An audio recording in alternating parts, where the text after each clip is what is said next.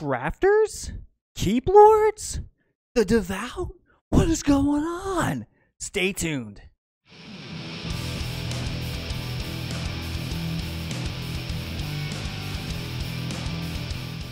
What is going on, everybody? Welcome to the Realm Status, your monthly news for everything Camelot Unchained. I'm your host, Swiper, and today we will be covering the February update that CU just presented to us. Now, if you're new to my channel, typically I like to go over 5 of my favorite development items and 5 of my favorite questions that were asked, but this time I'd like to add a third section. Last month, CU gave us a 90-day roadmap, so I'd like to cover that. So during that section, I'll give you guys a brief little update saying like, hey, this is what they covered, this is what they covered, this is what they covered, and here's basically what they haven't covered yet. So this way we can keep them on track and keep ourselves on track. So without further ado, let's get started. All right, starting with number 1, the new scenario. And I must warn you guys, there is a lot of information about this and their plans and what they want to do with this. So I won't go into everything. I'll just try and touch on the finer points. So first, this will not be a timed scenario, and it will not have a win or loss condition. So let's say they put this up 3 times a week for 24 hours. You can get in there and play and just play and just play. It's not like it's going to reset, or it's not like there's an objective to win or lose. It's just going to be a constant scenario that you can jump into and play and then jump out and then jump back into whenever it's going to be available. Now, we don't know exactly when it's going to be available, but it sounds like they want to run it for at least like 24 hours, like 3 times a week, maybe 7 days a week. I don't know. We'll find out. We'll see. But that's going to be much different than what we're used to. The current design is going to be one large island. Now, I think it's going to be close to like 5 miles long. So I don't know how to put that in like retrospect of like coding and things like that, but it sounds like it's going to be pretty big. And each realm is going to have a starting point and a keep that's going to be pretty big as well. Now, apparently there's going to be 7 tower plots around this map. 2 are going to be located towards each like realm starting area, and there's going to be 1 neutral in the center of the map. So it sounds like we'll be able to fight over this tower and like take it, or do whatever. Each plot will feature a building created by the building brigade. So you might have seen like the Cherry Keep. That was something that Travell did. I don't know if we're gonna get something that big, but we'll get something kind of cool, kind of similar, something that some player made, and we'll be able to see it. So that's gonna be pretty awesome. There is also going to be a central keep that I believe everybody will be fighting over for. So it sounds like there's going to be a tower and a keep. I could be getting this wrong, but that's what it sounds like. Mark also mentioned keep lords and defensive NPCs to help support players in defense plots. So killing a keep lord is going to grant you ownership of that castle. Now, I don't know if this is related to like the towers. I think this is probably strictly the castle. I'm sure we'll get more details later. Players are going to have access to siege, and all the buildings are going to be destructible, and structures are going to take time to rebuild. So it sounds like if the crafters aren't in there, then it sounds like at least the players are going to be able to build back up the keeps in some manner, shape, or form. So overall, that is great to hear, because we have not heard a lot about crafters until really today. All right, the next item within this island is Overmind scripting. So this is going to allow CU to send us messages, the players messages, when plots are under attack. This kind of reminds you or me of Warhammer, when you were playing on the map and you saw like the cross swords, and you kind of knew like, oh, okay, I'm going to go over there. There's obviously something happening. There's a battle, or whatever. We're also going to be notified when plots change hands. So let's say we own the plot. We'll get a message sent to us directly or on our screen saying, hey, like the plot has changed. So this is all something that Overmind is going to be controlling and taking care of. So overall, this zone sounds pretty promising. I mean, I think this is something that we have been waiting for a very long time. Sounds like they already have a lot in place, but it also sounds like they have a few more things they need to get done before this is completed. So I'm sure your next question is, how far along are they on this zone, and what else do they need to work on? So let's go over that quickly. Currently, this zone is able to be loaded to a server. Some features of this zone include players can access it. Now, I don't know if this is being tested internally, but it sounds like they've just opened up the gateway or the passageway for players to actually get in and get on this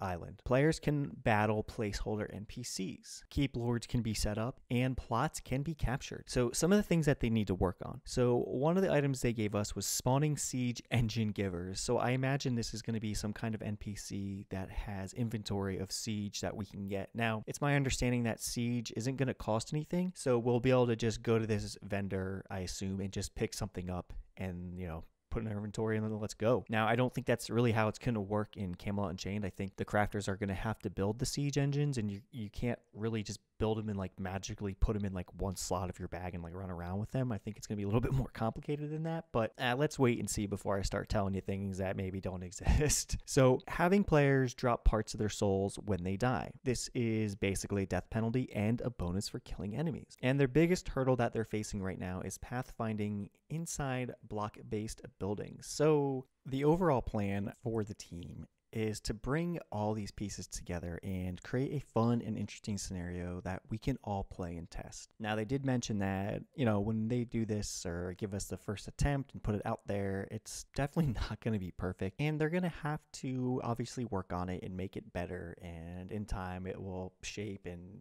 be a lot better. But I think that's kind of expected. All right. And moving on to number 2, the Devout class characters. So as we know, the Devout is going to be a hybrid healer. And it's going to kind of play like the Shaman, I think, from Warhammer. So in Warhammer, you would do damage, and that would raise your healing abilities.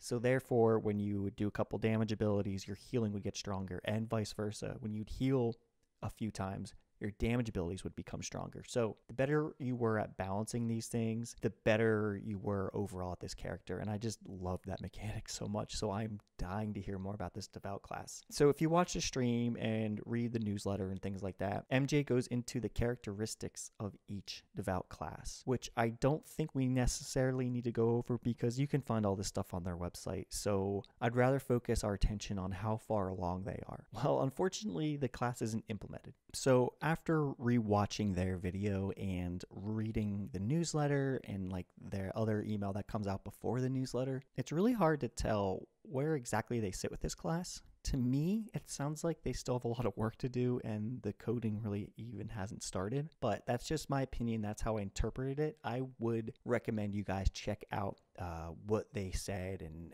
kind of form your own opinion, and then just let me know what you guys think and let me know if you agree with me or tell me if I'm way off, because I do not want to give bad information. All right, and moving on to number 3, short and sweet, wyverns. So it sounds like they're working on some wyverns for us. And each realm is going to have one of these guys for the scenario. So all we know right now is that they are not going to be combat related, but they're going to have some kind of purpose. So I am pumped to see what happens with these guys. All right, moving on to number 4, concept art for the Devout class. So it sounds like concept art is underway, and they are designing weapons and items to arm the Devout class characters. So hearing updates like this, it does make me think that there still is a lot to do with the Devout class. Again, I don't want to put words in their mouths, but it sounds like if they're still working on the concept art, then they still need to use that art to flesh out the actual design and how everything is going to look in the actual game. So I think we're just going to have to wait a little bit longer for more details or more juicy details about the Devout class overall. All right, and ending with number 5, crafting. So guys, I'm going to be honest, I'm a little biased towards the combatants. I'm not a big crafter. I never really found crafting all that fun. It always felt more like a job in most MMOs, to be quite honest with you. So I don't really follow it, but I know this is a hot topic for everybody, and it has been for years. So I wanted to put it on this list. So a brief overview, MJ has completed his review of the current state of certain aspects of the crafting system. I believe the first pass of infusions has been implemented and completed. So work has begun on what MJ is terming the RBG system. So more details on that are to follow. So if anybody knows what the RBG system is, go ahead and hit me up in the comments. Again, like I said, I'm not a big crafter, but I thought it would be worth, putting in here since it's important to a large majority of the community, and it's going to be a big aspect of this game. So again, there are a lot more details concerning all of these topics, especially crafting, so I would definitely check out their newsletter if you want more information. So without making this video too long, let's get to the Q&A section. All right, starting with question number 1. Will the Devout Rez ability follow the ability builder, or will it be unique? So simply put, MJ basically said the plan is to follow the ability builder. So my 2 cents on this, it sounds like we're going to have a res ability and maybe we get to add some components to it. So maybe everybody's res will be a little bit different. I guess that's what's going to happen. I guess we'll just have to wait and see.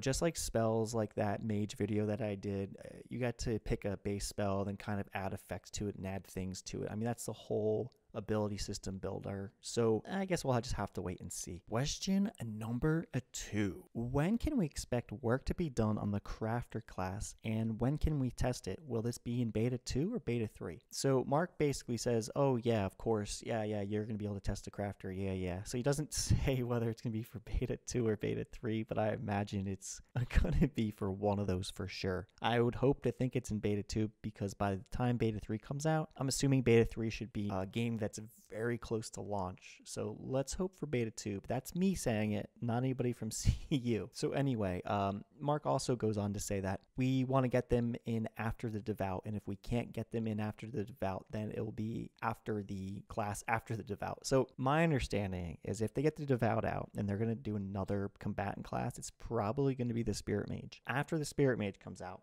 then it's going to be the Crafter. So we're all going to just have to wait and see what they decide to do in the future. All right, moving on to question number 3. Will we be able to stream the new scenario? So let me give you Mark's response, and then let me give you my own 2 cents because I kind of have an opinion about this, and I gotta give it.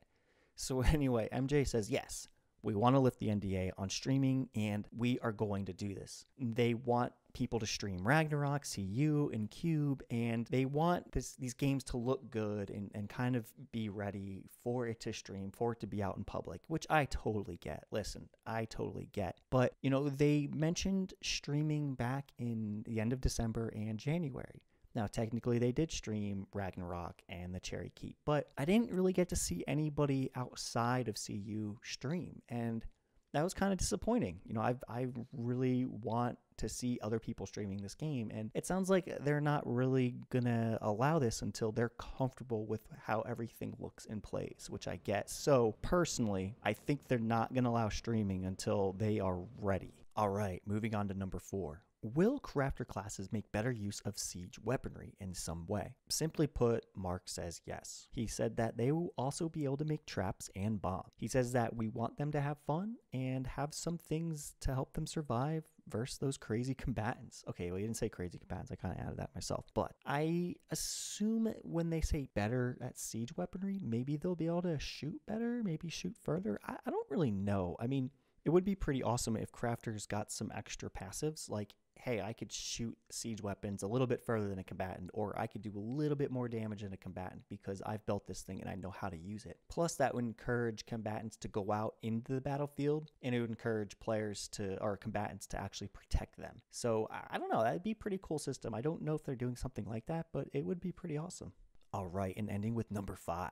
Are the wyverns friendly to their own realm? So this goes back to what we were talking about earlier with the wyverns being developed and they're going to be implemented for the new scenario. We know that they are not going to be like combat ready or used for combat. All we know is that they're going to serve some kind of purpose, and we'll find out later. So more to come on that.